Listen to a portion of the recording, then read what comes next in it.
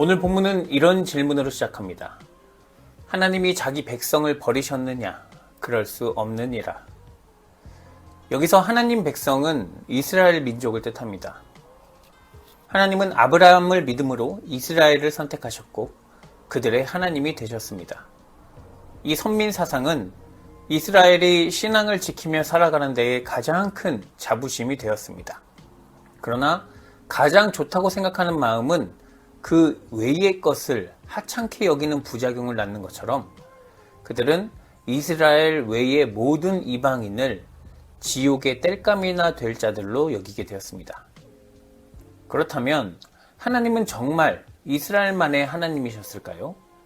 그렇지 않습니다.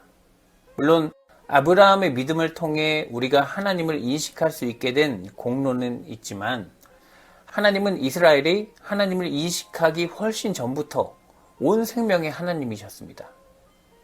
구약에도 그 흔적이 많이 남아 있습니다.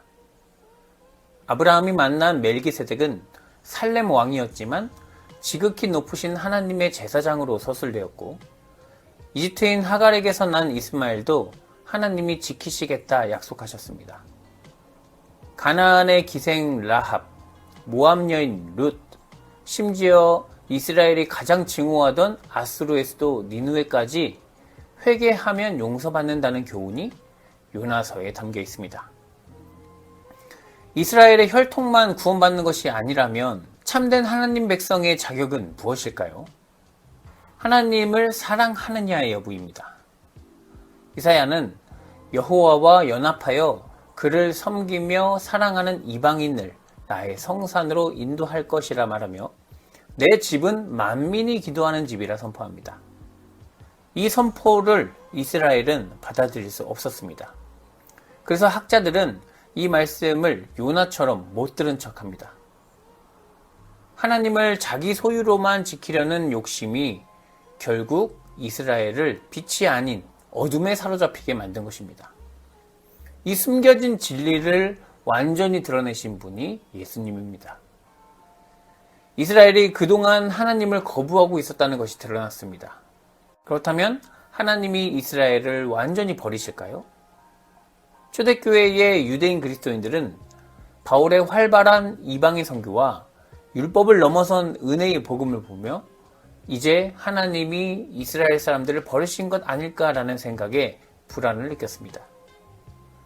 사람 사이의 관계가 실망과 배신 앞에서 쉽게 끊어지는 것처럼 그들은 하나님도 그러하시리라 짐작한 것입니다. 그러나 바울은 전혀 다른 하나님을 경험했습니다. 그 증거로 그는 자기 자신을 내세웁니다. 나도 이스라엘인이요 아브라함의 씨에서 난 자요 베냐민 지파라. 누구보다 그리스도를 핍박하던 바울이었지만 하나님의 은혜로 진리를 보게 되었고 이제는 복음을 전하는 자가 되었습니다. 하나님은 이스라엘을 버리지도 이방인만을 택하지도 않으셨습니다. 다만 하나님을 알아보고 사랑하는 자를 찾으실 뿐입니다. 29절에서 바울은 이 선택이 바뀐 것이 아니라고 말합니다. 하나님의 은사와 부르심에는 후회하심이 없느니라. 하나님의 부르심은 우리가 잘하면 유지되고 못하면 취소되는 계약이 아닙니다. 하나님이 외모나 능력, 성실함의 크기로 사람을 택하신다면 과연 몇이나 선택받을 수 있을까요? 그런데도 우리는 신앙에서조차 업적을 찾고 서로 비교하며 자기 위치를 확인하려 합니다. 율법, 지식, 성별, 학력, 재산으로 사람을 줄 세우고 그 위에서 안정감을 얻으려는 것입니다. 그러나 하나님은 그런 기준으로 우리를 바라보지 않으십니다. 만민을 부르시고 모두가 하나님 안에서 구원의 빛을 보기를 원하십니다. 바울은 이 은혜가 이방인에게도 동일하게 주어졌음을 30절에서 말합니다. 너희가 전에는 순종하지 아니하더니 이스라엘이 순종하지 아니하므로 이제 긍휼을 입었는지라. 마태복음 15장에 등장하는 가나안 여인을 통해 이방인에게도 하나님의 긍휼이 전해지는 모습을 볼 수 있습니다. 딸이 귀신 들려 고통받던 여인이 예수님께 부르짖었지만 예수님은 나는 이스라엘 집에 잃어버린 양 외에는 보내심을 받지 아니하였노라 라며 냉정히 거절하셨습니다. 이는 당시 유대 사회에서 이방인이 받던 차별의 전형적인 모습이었습니다. 여인이 다시 엎드려 도와달라 하자 예수님은 자녀의 떡을 취하여 개들에게 던짐이 마땅하지 아니하니라 라며 더 매몰차게 거절하셨습니다. 그러나 여인은 물러서지 않고 말합니다. 주여, 올소이다마는 개들도 제 주인의 상에서 떨어지는 부스러기를 먹나이다. 이 여인은 자신이 유대 사회에서 아무런 자격도 없음을 알고 있었습니다. 그러나 개처럼 부스러기 정도는 먹을 수 있다고 생각했습니다. 주인에게 그 정도 자비는 있지 않겠습니까? 여인이 이렇게까지 매달릴 수 있었던 이유는 자기 주인이 누구인지 명확히 알았기 때문입니다. 이것은 참된 믿음입니다. 이방인이어도 하나님의 은혜를 입을 수 있다는 믿음.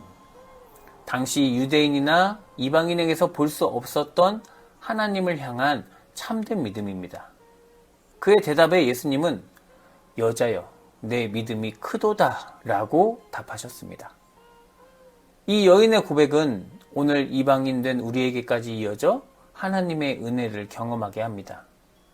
하나님의 은혜는 자격 없음을 아는 자, 오직 긍휼에 기대는 자에게 있기 때문입니다.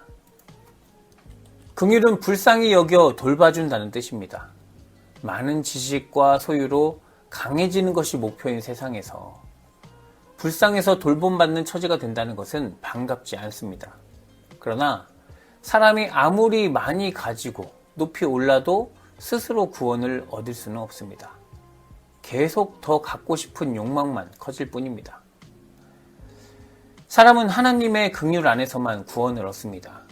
하나님이 우리를 의롭다 인정하셔야 구원받을 수 있는데 그 인정은 오직 하나님만이 우리를 구원하실 수 있다는 믿음으로만 이루어집니다. 가나안 여인처럼 소경 바디메오도 그랬습니다. 다윗의 자손 예수여 나를 불쌍히 여기소서 외친 그에게 예수님은 내 믿음이 너를 구원하였느니라 말씀하셨습니다. 사랑하는 성도 여러분, 우리는 바울의 말처럼 본래 하나님께 순종할 수 없는 존재였습니다. 그런 우리를 불쌍히 여기신 하나님이 예수 그리스도를 세상에 보내셨고 우리는 그를 통해 하나님의 사랑을 경험하게 되었습니다. 이것을 믿음으로 참된 구원의 기쁨을 누리며 갈 길 몰라 헤매는 이웃에게 구원의 소식을 전하는 주의 거룩한 자녀가 되기를 기원합니다.